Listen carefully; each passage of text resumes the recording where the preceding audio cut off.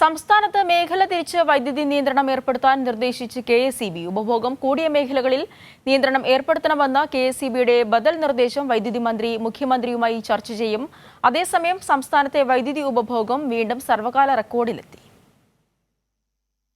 ചൂട് അതികഠിനമായ സാഹചര്യത്തിൽ സംസ്ഥാനത്ത് കുതിച്ചുയർന്ന വൈദ്യുതി ഉപയോഗത്തെ തുടർന്നാണ് വൈദ്യുതി പ്രതിസന്ധി പരിഹരിക്കാൻ സർക്കാർ മറ്റു മാർഗങ്ങൾ പരിശോധിക്കുന്നത്. ലോഡ് ഷെഡിംഗ് പ്രഖ്യാപിക്കേണ്ടതില്ലെന്ന് കഴിഞ്ഞ ദിവസം വൈദ്യുതി മന്ത്രി വിളിച്ച യോഗം തീരുമാനിച്ചിരുന്നു. അതിന് പകരമായി സർക്കാർ നിർദ്ദേശിച്ച പ്രകാരം കെ.എസ്.ഇ.ബി. മുന്നോട്ട് വയ്ക്കുന്നതാണ് മേഖല തിരിച്ചുള്ള നിയന്ത്രണം. ഉപഭോഗം കുത്തനെ കൂടിയ സ്ഥലങ്ങളിലാകും നിയന്ത്രണം ഏർപ്പെടുത്തുക.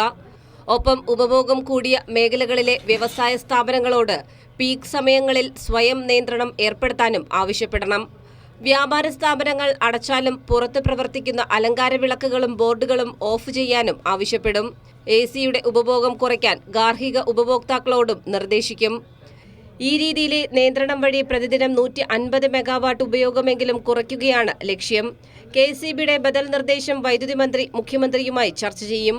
അതിനുശേഷമാകും നിയന്ത്രണത്തിൽ അന്തിമ തീരുമാനമെടുക്കുക.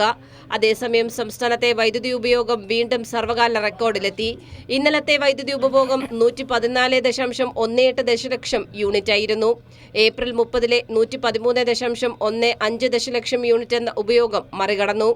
വൈദ്യുതി ആവശ്യകതയും 5797 മെഗാവാട്ട് എന്ന റെക്കോർഡ് രേഖപ്പെടുത്തി. കൈരളി ന്യൂസ്, തിരുവനന്തപുരം.